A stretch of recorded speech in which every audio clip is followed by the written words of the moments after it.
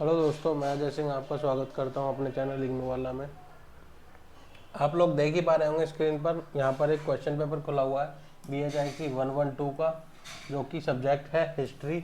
और हिस्ट्री में कौन सी हिस्ट्री पढ़ाई जा रही है? यहाँ पर हिस्ट्री की बात की जा रही है, हिस्ट्री ऑफ इंडिया की, जो 1605 से 1750 तक है। 1750 तक की यहाँ पर हिस्ट्री पढ़ाई जा रही है। इसमें 3 घंटे का टाइम है, 100 मार्क्स का हमारा क्वेश्चन पेपर है। ये कोई भी 5 क्वेश्चन हमें अटेम्प्ट करने हैं, जो कि 400 वर्ड्स में हमें आंसर लिखना है हर एक क्वेश्चन का। अटेम्प्ट एटलीस्ट 2 क्वेश्चन, 2 क्वेश्चन हमें अटेम्प्ट करने हैं किसी भी सेक्शन से। सभी क्वेश्चंस के मार्क्स सिमिलर हैं। इसको अब हम देख लेते हैं थोड़ा सा।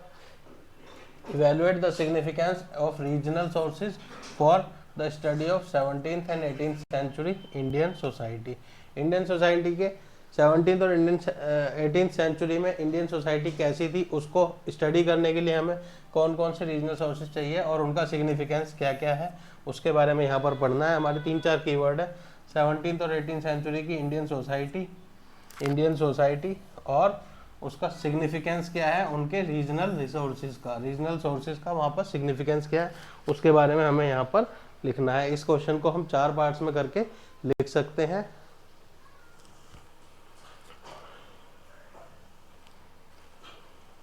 नेक्स्ट क्वेश्चन आता है यहाँ पर, critically examine the Mughal Maratha relations.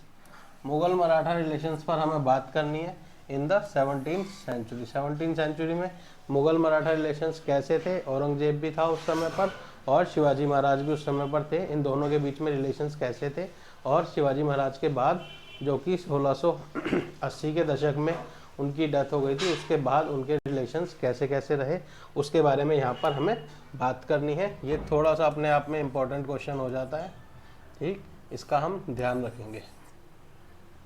Right a note on the establishment of the early Sikh state. Early Sikh states के बारे में हमें यहाँ पर बात करनी है। अर्ली सिख स्टेट्स कैसे कैसे थे, उनका एस्टैब्लिशमेंट कैसे कैसे हुआ, क्या क्या कौन कौन लोग थे उनके एस्टैब्लिशमेंट में शामिल थे, वो चीज़ लिखनी है। जब आप हिस्ट्री पढ़ते हो, हिस्ट्री का ये वाला पार्ट पढ़ते हो, आपको सिखिज्म के बारे में, सिख स्टेट्स के बारे में, सिख राज्य के बारे में आपका पढ़ना ज़रूरी हो जाता है। ये भी एक तरह से इम्पोर्टेंट हो जाता है अपने आप में। नेक्स्ट आता है, इसमें हमें शॉर्ट नोट्स लिखने हैं 200 वर्ड्स ईच में। पहला आता है पादशाहनामा।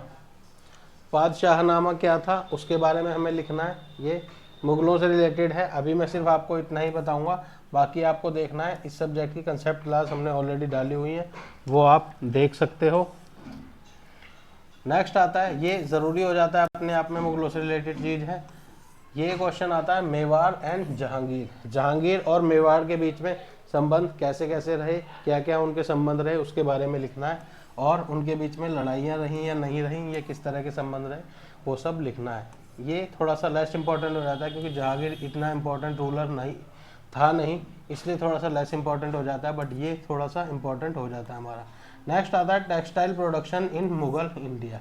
मुगल इंडिया में कपड़ों से रिलेटेड चीज़ों के क्या क्या काम थे, कैसे कैसे थे, उनका प्रोडक्शन कैसे होता था, कहाँ होता था, किस तरह के कपड़ों का प्रोडक्शन होता था, ये चीज़ें हमें लिखनी है। ये हमारा 200 वर्ड्स में हमें इसका आंसर लिखना है।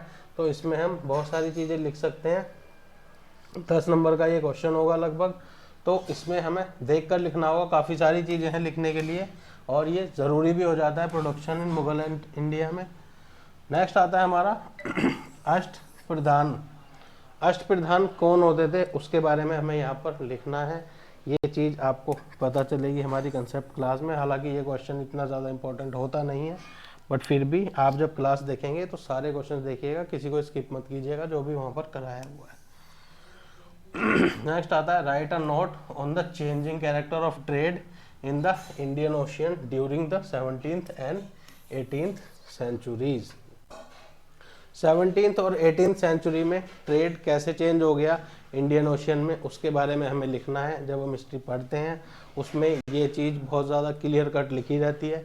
17th और 18th सेंचुरीज में क्या क्या कंडीशंस रहीं, क्या क्या चीज़ें चेंज हुई, जिसके कारण इंडियन ओशियन में हमारा ट्रेड भी हमें चेंज होता हुआ देखने को मिला। नेक्स्ट आता right a note on the Deccan paintings. Deccan के बारे में जहाँ पर भी जो भी चीज़ आ जाती है इंपॉर्टेंट हो जाती है। यहाँ पर पेंटिंग्स की बात की, हालांकि पेंटिंग्स इतनी इंपॉर्टेंट उनकी ज़्यादा थी नहीं आर्ट एंड कल्चर में जब जाते हो आप, बट डेक्कन पेंटिंग्स की यहाँ पर बात हो रही है, थोड़ा सा ये इंपॉर्टेंट हो जाता है, तो ध्यान रखेंगे इसका हम, इस पर थोड़ा ध्यान दीजिएगा इस तरह के क्वेश्चंस का। नेक्स्ट आता है हमारा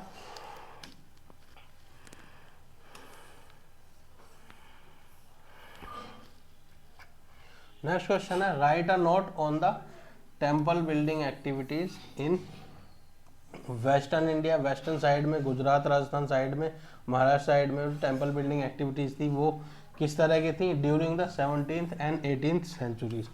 एक बात आप हमेशा याद रखना, टेम्पल बिल्डिंग एक्टिविटीज या फिर टेम्पल बिल्डिंग स्ट्रक्चर या फिर टेम्पल के स्ट्रक्चर्स आ जाते हैं या फिर उनका आर्किटेक्चर आ जाता है, वो चीज़ें क्या हो जाती हैं, बहुत ज़्यादा ज़रूरी हो जाती हैं। जहाँ पर टेम्पल बिल्डिंग की बात आ जाती है, टेम्पल के आर्किटेक्चर की बात आ जाती है, स्ट्रक्चर्स की बात आ जाती है, या उनमें छिपी हुई जो आर्ट एंड कल्चर से रिलेटेड चीज़ें जो भी उसमें पूछी जाती हैं उनकी बात आ जाती है, तो वो बहुत ज़्यादा इंपॉर्टेंट हो जाता है। उस क्वेश्चन को आप लोग मार्क करके रख लीजिएगा। यहाँ पर शॉर्ट नोट्स लिखने हैं 200 वर्ड्स ईच में। पहला आता है शाह वलीउल्लाह।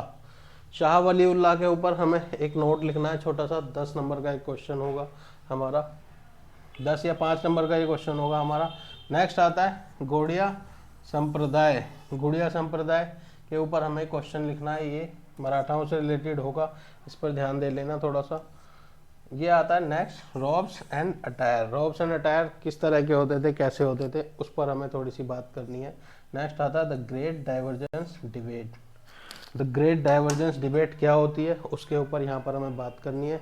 ये क्वेश्चन पेपर हमारा यहीं पर ख़त्म होता है, इस पर थोड़ा सा ध्यान दे लेना। ग्रेट डाइवर्जेंस डिबेट क्या है, इस पर नॉर्मली यूजुअली लोग पढ़ते नहीं हैं और इसी तरह के क्वेश्चंस हमें बाद में एग्ज़ाम में देखने को मिलते हैं, जैसा कि यहाँ पर हमें देखने को मिला है। सो धन्यवाद।